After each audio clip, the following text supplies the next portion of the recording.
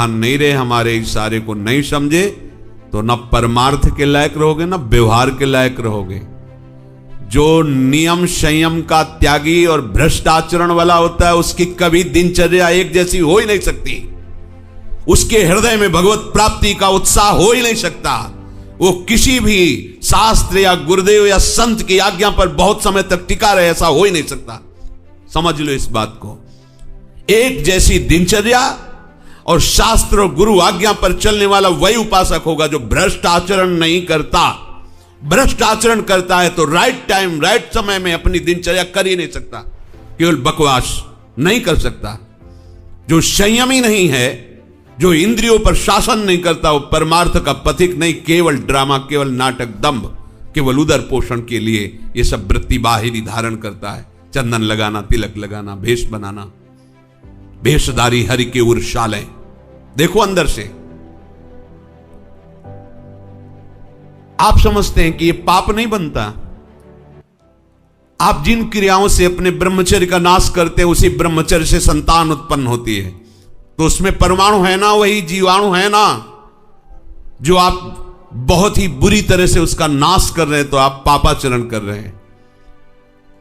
आप ऐसा न समझे कि आपके द्वारा एक क्रिया हो रही तो केवल शरीर की ही हानि हो रही, आपका सर्वस्व नाश हो रहा है, अंतःकरण मलिन हो रहा है, गलत संस्कार पुष्ट हो रहे हैं और पाप का ढेर जमा हो रहा है। ऐसा मत समझना कि सब व्यर्थ की बातें हैं। आपका अंतःकरण ऐसा मलिन होता चला जाएगा कि एक दिन आपको अंतःकरण से उपदेश मिलने लगेगा कि ऐसे शरीर का त्याग कर दो, किस काम का। ये हम उपासकों के मुख से सुनी हुई बात कहते हैं। अब तो बस ऐसा लगता है कि आत्महत्या कर ले। पहुंचा दिया। भगवान क्या करे, वैरिणम। देखो दुश्मन ने कैसा जाल रचा कि आप अपने आप सोचने लगे कि मैं अपने शरीर का नाश कर, मतलब और दुर्गति, आत्महनन गति जाए। ये क्रम जब तक चलता रहेगा तब तक ये पाप कर्म रुकेगा नहीं। आप अपने क्रम को रोकिए। एकांत आपका बहुत पवित्र होना चाहिए। ध्यान दीजिए, ऐसा मत समझो कि कोई डांट नहीं रहा, कोई देख नहीं, सब देख रहे हैं, देखने वाले देख रहे हैं, पर वो इसलिए नहीं बोल रहे कि जब तक आप छोड़ने की चेष्टा नहीं करोगे चुप रहेंगे। भगवान देख रहे हो क्या बोल रहे हैं आपसे, वो बोल रहे हैं, मान रहे हो क्या? तो जब रोगे, चिल्लाओगे, पिटोगे, जब फिर अपने आप तुम्हें समझ में आएगा कि आज्ञा पालन करना ही अनिवार्य है। अगर एकांत केवल रहने से भगवत प्राप्ति हो जाती तो सियार, बिल्ली, चूहा ये सब बिल में रहते, इनको भगवत प्राप्ति हो जाती। मन को मार करके शास्त्र और सदगुरुदेव की आज्ञा में जिसने जीवन बलिदान कर दिया, जीवित मर जाए उलट आप में समाए, ये कोई खिलवाड़ समझते हो परमार्थ का मार्ग? जब तक गुरु आज्ञा का पालन नहीं तो जान ही नहीं पाओगे परमार्थ किसे कहते। केवल बकवास परमार्थ से। कभी किसी संत का वचन मानकर उनका अनुसरण नहीं किया, उनकी आज्ञा में नहीं रहे, उनकी परिचर्या नहीं की, उनकी दास्ता नहीं स्वीकार की, ऐसे ही तुम्हारे अंदर ज्ञान विज्ञान झलक जाएगा, ऐसे ही भगवतानंद आ जाएगा। खिलवाड़ समझते हो? केवल उघार और नंगे रहने से, वस्त्र न पहनने से अगर भगवत प्राप्ति होती तो सृष्टि में कितने ऐसे जीव हैं जिनके लिए कोई वस्त्र का विधान नहीं, ऐसे जीते हैं। पानी पीने से केवल भगवत प्राप्ति, कितने जीव पानी पी के रहते हैं। फल खाने से कितने जीव फल खाते हैं, कितने जीव मिट्टी खा के रहते हैं, वायु पी के रहते हैं। कितने जीव ऐसे हैं जो जीवन में कभी संभोग नहीं कर पाते, क्या उनको भगवत प्राप्ति हो जाती? समझना होगा। ये मनमानी आचरण, ये स्वतंत्रता तुम्हारी माया की परतंत्रता में फंसाने के लिए है। इस मन को परतंत्र बनाओ, शास्त्र आज्ञा और गुरु आज्ञा के अधीन, तो माया की परतंत्रता से मुक्त हो जाओगे। ये मन जो तुम बहुत प्यार से इसकी बात मानते हो, ये तुमको अधीन करके अभी तक तुम्हारी दुर्गति करता रहा है। अब इसी मन की तुम सलाह पर मोक्ष पद प्राप्त कर लोगे। ध्यान दीजिए, ये वही मन है जिसने अभी तक तुम्हें प्रभु से नहीं मिलने दिया। अब तुम्हें यह सलाह देगा भगवत प्राप्ति की। यह तो केवल छलावा करेगा, तुम्हें छल के फिर वहीं पहुंचा देगा, हरि गुरु से विमुख करके। जीवन व्यर्थ। ये काम सबसे पहला कार्य करता है, मथ करके तुम्हारे हृदय को अपने अधीन कर लेता है। अब अधीन हो गया, नशे में हो गया। कोआ मदांधो मदना तुरोवा। अंधों में भी बड़ा अंधा कौन है? बोले जिसको काम ने मथ दिया, काम ने ग्रसित कर लिया। मदना तुरोवा, काम ने व्याकुल कर दिया, कुछ नहीं देख पाएगा, नहीं माने को अनुजा तनुजा। भा भ्रष्टाचारा, वो भ्रष्ट आचरण वाला हो जाएगा।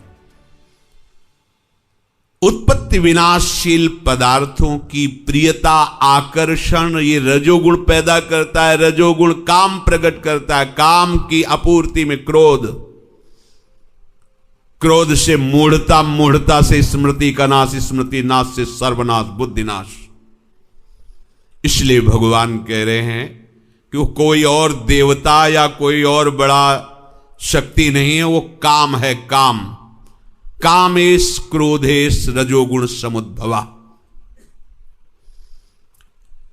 तो कामना की पूर्ति में बाधा लगने पर क्रोध होता है, और कामना की पूर्ति हो जाए तो बढ़िया हो जाए ना, तो बोले लोभ होता है। जो काम क्रोध करता है वही काम लोभ करता है। लोभ अत्यंत आसक्त करके और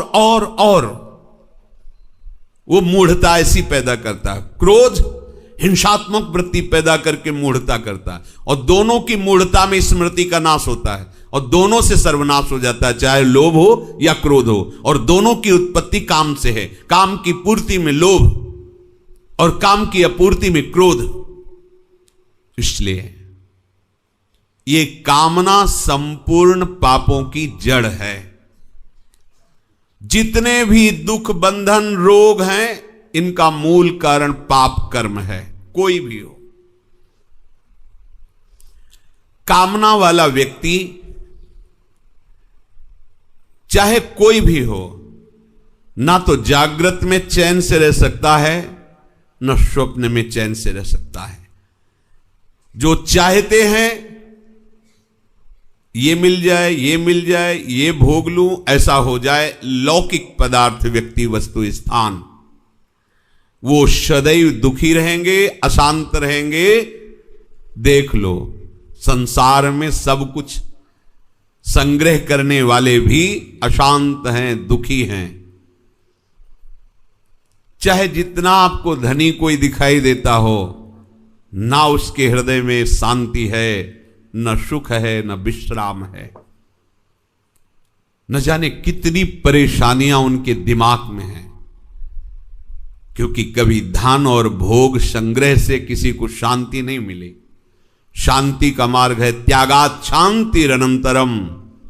त्याग से शांति का मार्ग प्रकाशित होता है, भोग से, संग्रह से, राग से नहीं।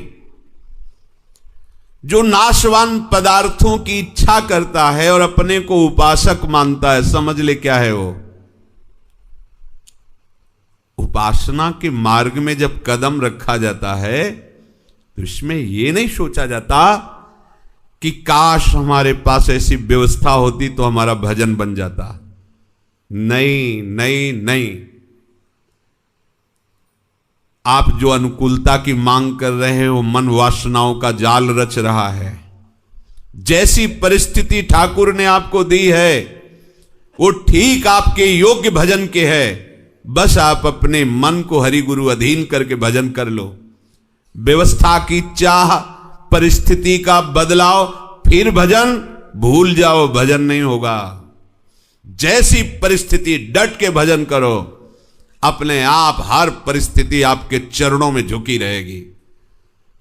कोई भी ऐसा नहीं कि आपको भजन से विमुख कर सके। अगर परिस्थिति से भजन, भूल जाओ भजन करना की बात कि हम भजनानंदी है। भजन से परिस्थिति, कैसी भी परिस्थिति, हर परिस्थिति तुम्हारे अनुकूल होगी, क्योंकि भजन चल रहा है। वो अनुकूल परिस्थिति मिले तब भजन, तो भूल जाओ भजन वो वस्तु नहीं है। बड़ो ही कठिन है भजन ढिग ढरिबो। ऐसे थोड़ी है कि आप लंगोटी लगा लो, वस्त्र बदल लो तो भजन तुम्हारे पीछे डोलेगा। ऐसा नहीं। भजन तभी हो सकता है सही माने में जब हमारी कहीं कोई ममता आसक्ति ना हो,